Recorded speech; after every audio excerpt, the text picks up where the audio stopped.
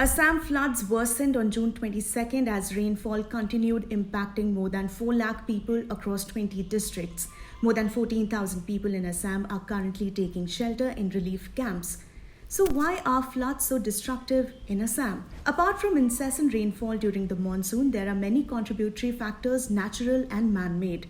At the crux is the very nature of the river Brahmaputra, dynamic and unstable. Its 580,000 square kilometer basin spreads over 4 countries, China, India, Bangladesh and Bhutan, with diverse environments. The Brahmaputra features among the world's top 5 rivers in terms of discharge as well as the sediment it brings.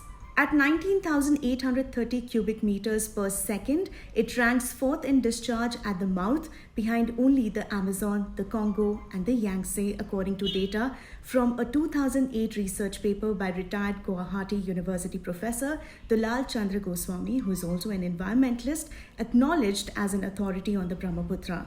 In terms of sediment yield, 2 spots along the Brahmaputra's course were at 2nd and 3rd places in 2008, behind the Yellow River, whose annual sediment yield is 1,403 tons per square kilometer.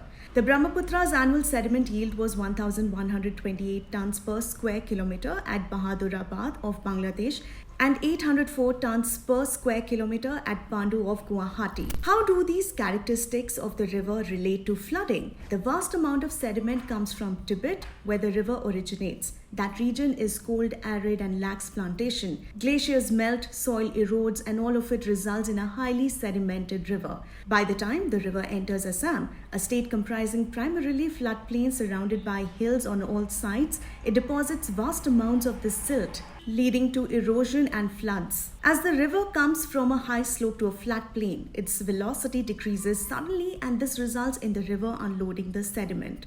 The river's channels prove inadequate amid this siltation, leading to floods. Again, because of the earthquake-prone nature of the region, the river has not been able to acquire a stable character. Following the devastating earthquake of 1950, the level of the Brahmaputra rose by 2 meters in Dibrugarh area in eastern Assam.